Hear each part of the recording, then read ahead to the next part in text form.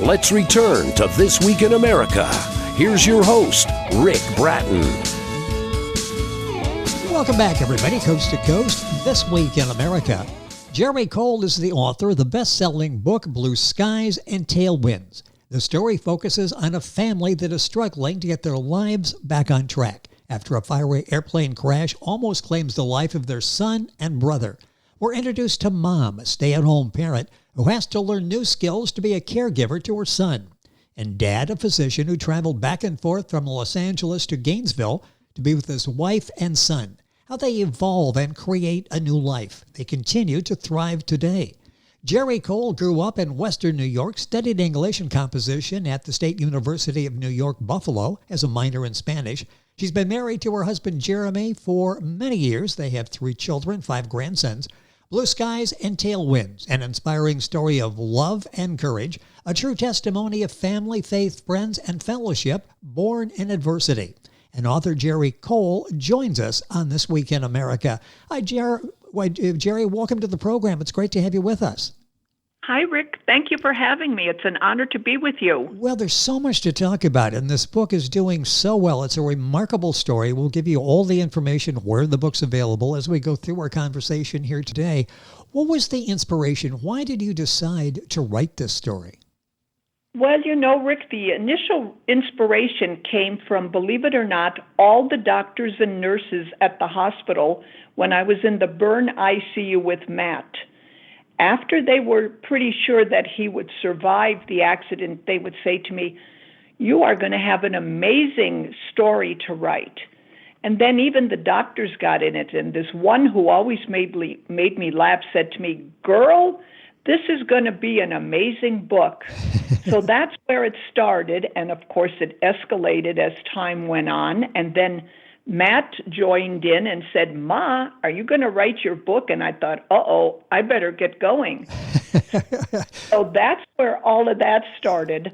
That was a long time ago. It was almost 20 years ago. That's amazing. And how many lives you've touched with the book Blue Skies and Tailwinds, people going through family problems, personal problems, adversity.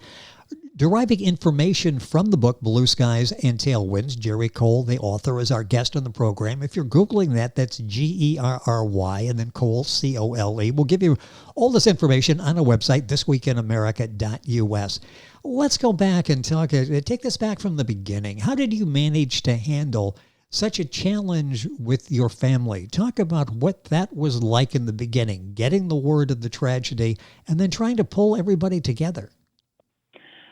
I think that mostly everyone in my family at that point was going in a different direction.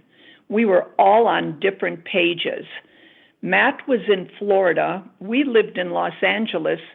So our first job was getting to Gainesville, Florida, at the University of Florida, where the hospital is. And we actually thought that Gainesville is in I think it's Georgia.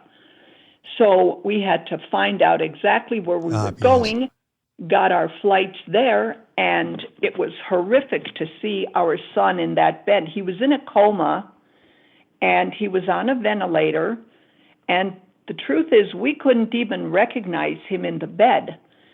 But I'm not quite sure how it happened. We just suddenly very slowly started coming together. I was there with Jeremy and my 2 daughters, and we were gathering around the bed, and I think we were probably all praying, because we had never seen anything like this. My husband talks about, he's a physician, and he talks about how he had never seen anything like that. He had never done a rotation through a burn unit. So this was a different situation for him also. And of course, he wasn't the doctor in control. He was the patient's father. That had to be a strange set of circumstances for him, too. He's sort of a bystander in this in terms from the medical attention. I mentioned this was a fiery airplane crash. Tell us a little bit about the crash. Well, I just know actually what bystanders and people told us, that the plane was zigzagging, going back and forth, and was awfully low to the ground. And there was one young man who said that the wings were clipping trees as they came by. And Matt also adds today that they whizzed by some sort of brick wall, and he knew they were in trouble. The boss had controls of the plane. He was flying it at this point, And to his credit, he was able to land the plane. It was not a great landing. It was a bumpy landing, and when they landed, the plane burst into flames. And the flames were on the side where Matt was sitting, and they came up the wing of the plane, engulfing his body. And he says that he jumped out on fire and rolled around in the dirt. You know, he said from kindergarten, drop, roll, and put the fire out. But that didn't happen. We learned later on that it's very tough to put out flames from airplane fuel. It just likes to keep burning, I guess. But there was some young man driving by, and he stopped and saw Matt on fire, and he came and took his jacket off and wrapped Matt up with it, which of course put the flames out. So that was the story of that. We have a picture of the plane that's totally destroyed, crunched into a million little pieces. And I look at that every now and then. I think, my gosh, how did those guys get out? Yes. That has to bring back, again, all of these memories. Gerry Cole is our guest, the author of the best-selling book, Blue Skies and Tailwinds. You'll find the book at the publisher stratton-press.com, of course, Amazon, Barnes & Noble, all the usual places. And you can go to our website and link on directly and get information. Let's go back to when the family arrives at the hospital and you see Matt in just this tragic condition that he's in. What emotions are you going through? I mean, it'd be difficult at that point to keep going. And were there thoughts of giving up? Did you ever let that creep into your memory and into your mind? Not at that point. Initially, my first reaction and feeling was fear. Seeing my child like this, not recognizable. He was so burned. His face was bright red, and they had like tongue depressors in his mouth, and I'm assuming that's to hold back his tongue because he was on a ventilator, and there were tubes going down his throat. So I was terribly frightened about what was happening to my child. That came first. Did I think about quitting? Actually, no. That never occurred to me. I figured I had a job to do and I better get to it. There was no quitting. How was it when the doctors came in and they give you that initial diagnosis? What was that, and how did you respond to that? What were the chances? Did you think of survival at that point? I believe they gave Matt about a 40% chance of survival.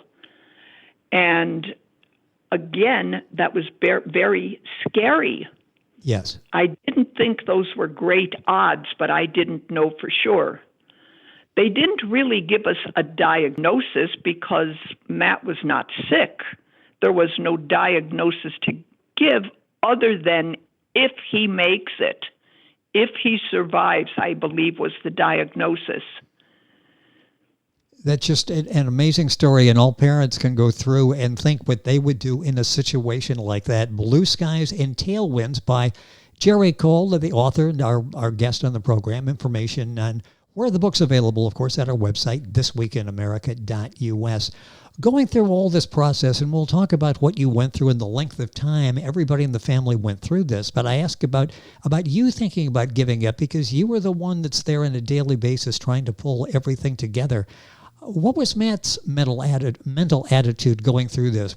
Did you sense he had any thoughts of giving up during this process? I'm sure he did, but initially for the first 2.5 months, he was in a drug-induced coma. So as he jokingly says today, I was fast asleep, which of course he was. But yes. then after they woke him up, I know he had thoughts about, how did this happen? What am I doing here? I don't want to go on.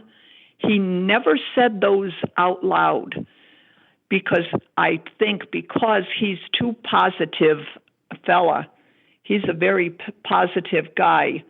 And I think he recognized also when he was awake that we had a big job ahead of us. How difficult was it? I'm going to talk about the emotions that you went through. It's not just you handling these emotions. You've got the family. You're trying to bring everybody together, get them on the same page, give them the pep talk that we're going to get through this as a family. You've got Matt and the obviously ups and downs, as you mentioned, with emotionally is what he was going through. How difficult was it to handle your emotions? Everybody, it sounds like, was sort of looking to you for to be the rock to get through this. Well, I think, Rick, that people look to the mom yes. to help them hold things together. And the truth is, I didn't know how. I had to learn as I went along. The nurses in the hospital were absolutely phenomenal. I can't praise those people enough because the truth is they took great care of Matt, but they also took great care of me, which I highly appreciate. Yes. And they would sit if they had the time and talk to me and pat me on the back and said, they all started calling me Mom Cole. I don't know where that came from, but they would say, Mom Cole, you're going to do this. You're going to get this done. And gosh, here we are 20 years down the road and we got it done. And all of that is detailed it's a very readable book. It's a book that once you start reading, you're not going to be able to put it down. It's Blue Skies and Tailwinds. Through all of this, your husband, the physician, is going back and forth basically from coast to coast. Talk Right. about that and what he went through, again, being the father and being a doctor as well. Well, he went back to California a week or so after Matt's accident, because the truth is, we learned this very quickly, that even though a tragedy, something like this, an accident happened in our family, for the rest of the world, life went on. Jeremy's patients still counted on him. They still got sick. When's he going to be in the office, they were saying. So he had a huge responsibility. And of course, our daughters were back there, so he had a responsibility of the daughters also. Even though they were pretty grown up, it's not that they needed daily care or anything. One was working in the pharmaceutical business, and my little one was in her last year of high school. So not babies, but of course, it was still nice to have Dad around. Talk a little bit about at the end of this, as Matt was starting to get better. What did the family go through at that point when you could almost see the end in sight, that he was going to recover from this? What was that like, and how long a process was that? How long are we talking about before you saw that? Well, we saw that and were pretty sure Matt would recover after about, I'm going to say about 3.5 months in the burn unit. And then the doctor sent Matt off to rehab. That was also in Gainesville, where he had to learn how to walk again, and he had to learn how to eat again, feed himself, and do all the things that you and I take for granted. And that wasn't happening so quickly because he had lost the use of both arms. So he jokingly said, of course, today, after many years, time heals a lot of wounds. He will say to me, oh, my God, I ate like a toddler. And I said, you sure did. Thank goodness we had labs. And labs, they'll eat anything. So everything Matt dropped, they ate. Gerry Cole is our guest on the program. If you're Googling, that's Gerry. The book is Blue Skies and Tailwinds, best-selling book available wherever books are sold. I'll send you to the publisher, stratton-press.com, for example. We've got all this on our website. What do you hope to achieve by writing this book? What's the goal from your standpoint? Well, Rick, I would love to touch just one person, one mom out there, one spouse who's taking care of a child or her husband or wife. I want that person to know that there is life after this. They can do it. Don't give up. My favorite words are, quitting is not an option. And I'm hoping that if I touch one person to realize that they can do it, they can get through, they can recover, then my book will have been a success. Well, you take us through all of the different steps, and I'm thinking as we're talking, there were days, this was incremental. There had to be days where nothing happened. There was no great progress, and you had to start wondering, is this going to go in the right direction? How do you get through those days when they're stagnant? There's really no step forward. And actually, most of the days were like that. Yes. I thought that we were taking maybe one step forward because Matt was able to walk by himself to the gym at rehab. And then the next day, he couldn't get out of bed, and the physical therapist would say, you want to go to the gym today? And Matt would be quiet. Nah, he would say, I don't want to go. I don't feel like it. And I'm thinking, oh my God, we're never going to get out of here. Because also a big part of my emotional roller coaster is that I was so far away from home. Yes. And selfishly speaking, I wanted to go home to Los Angeles. I wanted to scoop up my kid and get out of Florida. No offense to Florida, but I wanted to get home to California where my home was, my husband, my children, my dogs, my friends. Florida wasn't your home, and I ask about the emotions of family members, and you make a very good point. How did you deal with all of this? Because I don't want to say you're necessarily isolated there, but your family members, for the most part, are not there. You've got a medical staff that's very supportive, but how did you get through all of this? And I'm sure a lot of time just sitting and thinking. That's right. Well, after numerous cups of tea and just sitting there and daydreaming, I made some friends, but those friends left the hospital. And the friends that I made, unfortunately, their loved one did not leave the hospital. Those members of the family went home alone. There was a lot of hugging with these people. They are very dear to me. I don't know, we didn't keep in touch, of course, but I think of them often. And I believe that there were a couple of women in particular who had a great impact on how I behaved, how I felt. Well, and there's really no book, although now I think there is one if you're in that situation, but Google even to try to find how you get through the situation, and it's sort of probably up to each individual and how they handle that. And you see in this book, Blue Skies and Tailwinds, how Gerry handled this and pulled the family together. Time is going by so quickly. Let's talk about Matt now. He went through this whole arduous comeback. Talk about his condition now and how he's doing. Oh my gosh, we are so proud of him.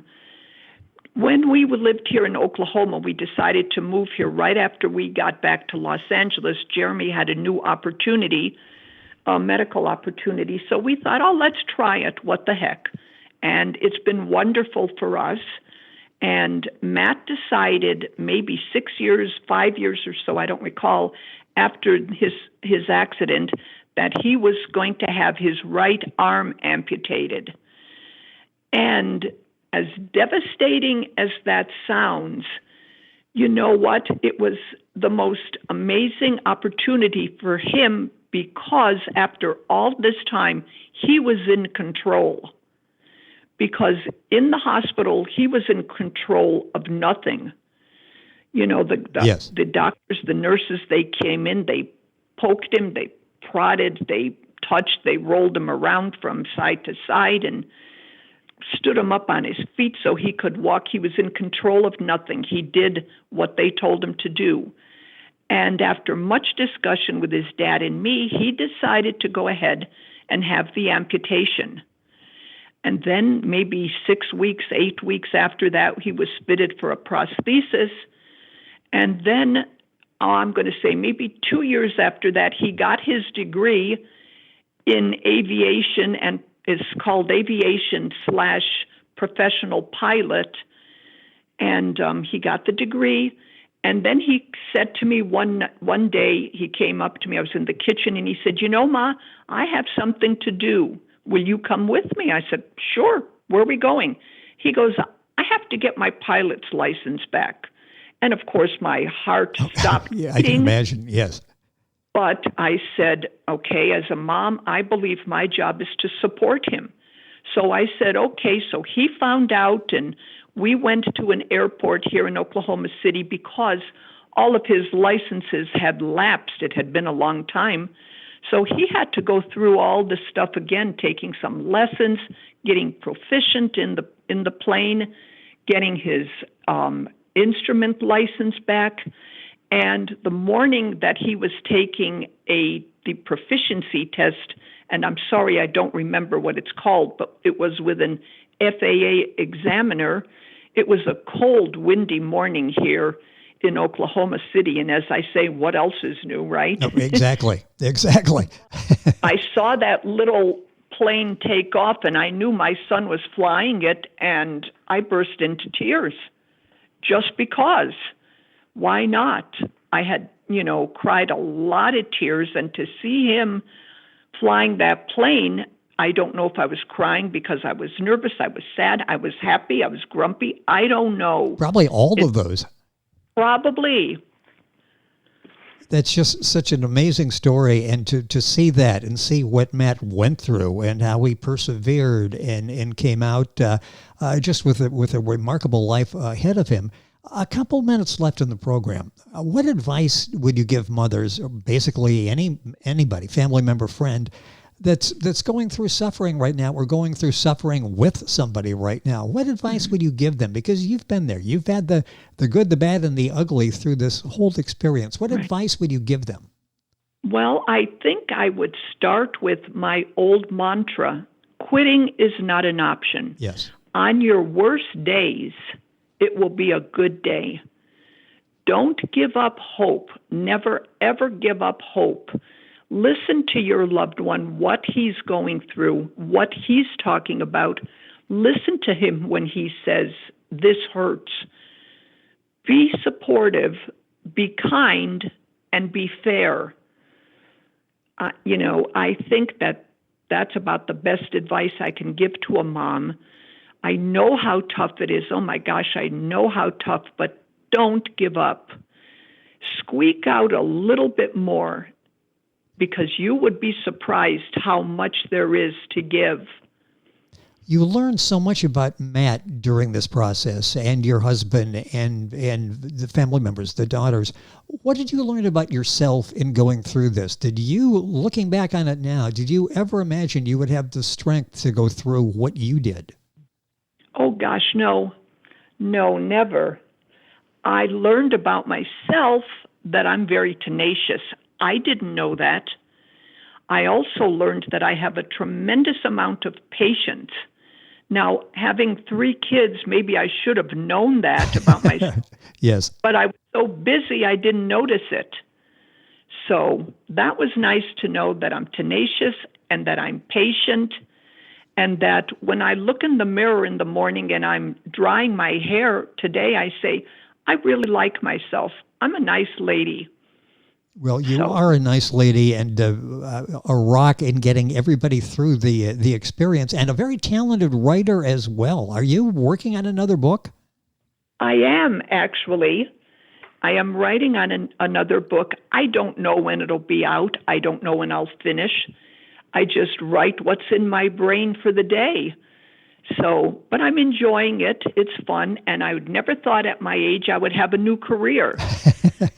Published author, Gerry Cole, published best-selling author, and hopefully we'll stay in touch and be able to talk once the new book is out. This book is doing remarkably well. It's inspirational to so many people. Blue skies and tailwinds, an inspiring story of love and courage through testimony of family faith Friends and Fellowship, Born in Adversity. You'll find the book. It's published by Stratton Press, their website, stratton-press.com. Book available at Amazon, all of the usual places. If you're Googling, Gerry is Gerry. And we got all this information on our website, thisweekinamerica.us. Gerry, a pleasure to have you on the program. Thank you for being with us. Continued success, our best to Matt, and hopefully the new book's out. We'll have a chance to talk about that as well. Thank you, Rick. Thank you for having me. It's been a real pleasure to speak with you. It has been our pleasure. What a remarkable, inspirational story. Blue Skies and Tailwinds. Gerry Cole, the author. All the information on our website, thisweekinamerica.us. And we're back after these messages. This Week in America is online. You can visit our website, thisweekinamerica.us. Scott Pinkerton, associate producer of This Week in America. Jay Anderson, segment producer. Ben Watson, webmaster. Otto Bechet, director of engineering and TV production. This Week in America produced and is a trademark of Blue Funk Broadcasting, LLC. For information on all of our guests and to listen to this week's show, our website again at thisweekinamerica.us. And I'm Sean Bratton, executive producer of This Week in America.